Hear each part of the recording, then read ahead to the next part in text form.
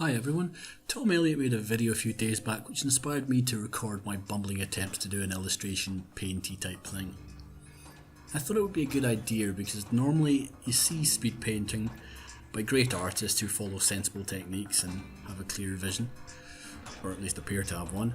I'm here to show you a mediocre artist bumble their way from A to B.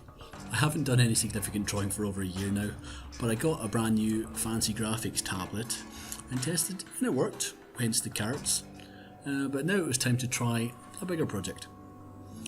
It's not much of a spoiler to say that I got from A to B in the end. It just took me at least twice as long as it should have. The video is hopefully just a little encouragement for artists who are struggling with confidence in their skills.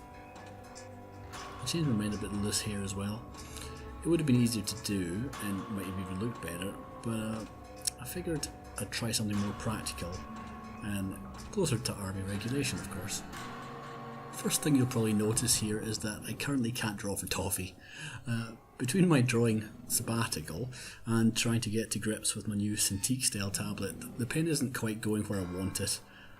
Also doesn't help that I'm not paying full attention because I'm listening to an audiobook, so currently my best attempts at fingers are misshapen sausages at best.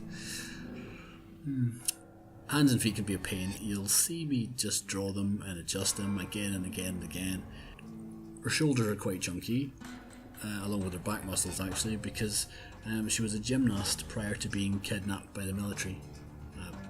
These things happen.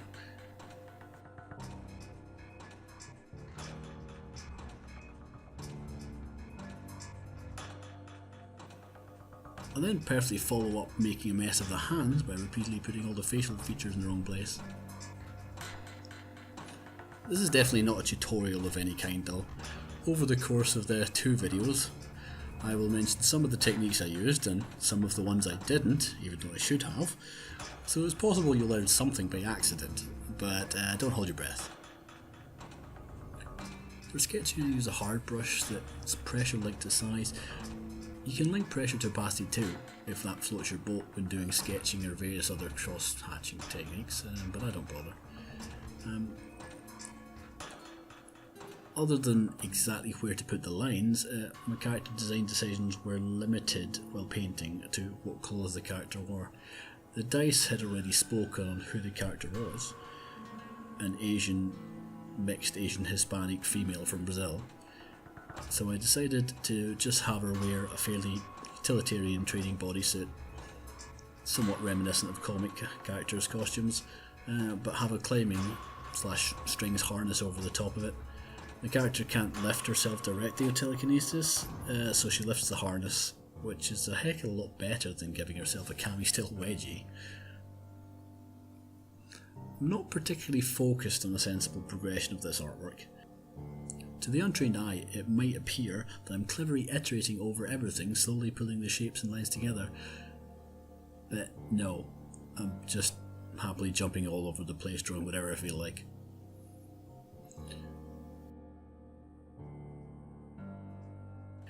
Which reminds me, try to use some reference if you can.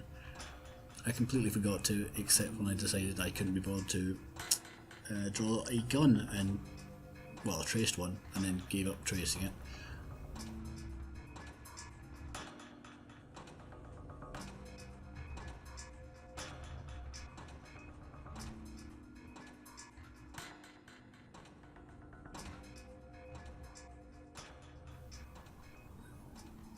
Right, now that the line drawing is done, we can get on with some basic inking.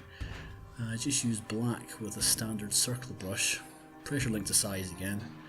This is generally good, but since I don't always have the smoothest stroke, I also use Lazy Nezumi from time to time, especially when I have to do long continuous lines. You know, when I'm suffering withdrawal from something. A little transparency on your inking layer lets you keep an eye on the internal lines especially. The external lines look after themselves obviously, especially since I masked off the background. Also, you didn't miss when I did it, there was a short section of video where I quickly redid the hair as lines, but that video was corrupted while recording, so it just magically appeared under the hair I drew. and then left the scribbled hair on for no particular reason. It just was. I still manage to paint on the wrong layer sometimes. It's sad.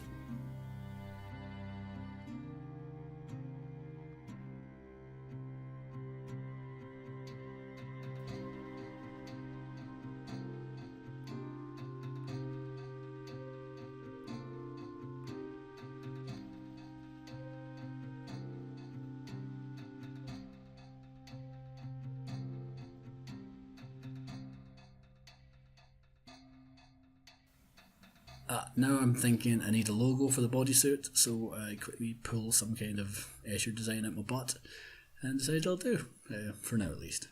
There we go. It's some kind of comic style black and white thing. It's just black and white, but you can vary a lot of things depending on how busy or dense you make the shading. Busier usually means rougher. That's also true for cross hatching if you prefer that stylistically. Anyway, hope that was interesting, and that you're curious enough to return for part 2, where I take things in a different direction.